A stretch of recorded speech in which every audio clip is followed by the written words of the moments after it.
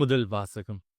ஒருவரின் குற்றம் அனைவருக்கும் தண்டனை தீர்ப்பானது போல, ஒருவருடைய ஏற்புடைய செயல் விடுதலை தீர்ப்பானது. திருத்துதர் பவுல் ரோமியருக்கு எழுதிய திருமுகத்திலிருந்து வாசகம். அதிகாரம் 5 இறைவசனம் 12 மற்றும் 15 மற்றும் 17 முதல் 19 முடிய மற்றும் 20 முதல் 21 முடிய. சகோதரர் சகோதரிகளே, ஒரே ஒரு மனிதன் வழியாய் பாவம் இந்த உலகத்தில் நுழைந்தது. அந்த பாவத்தின் வழியாய் சாவு வந்தது. அதுபோலவே எல்லா மனிதரும் பாவம் செய்ததால் எல்லா மனிதரையும் சாவு கவ்விக்கொண்டது. எவ்வாறெனில், ஒருவர் செய்த குற்றத்தால் பலரும் இறந்தனர். ஆனால் கடவுளின் அருளும் இயேசு கிறிஸ்து என்னும் ஒரே மனிதரின் வழியாய் வரும் அருட்கொடையும் பலருக்கும் மிகுதியாய் கிடைத்தது.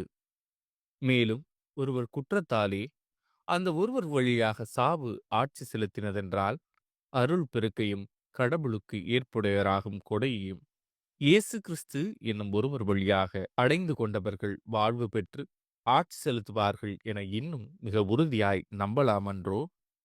ஆகவே ஒருவரின் குற்றம் எல்லா மனிதருக்கும் தண்டனை தீர்ப்பாய் அமைந்தது போல், ஒரே ஒரு மனிதரின் ஏற்புடைய செயல் எல்லா மனிதருக்கும் வாழ்வளிக்கும் விடுதலை தீர்ப்பாய் அமைந்தது.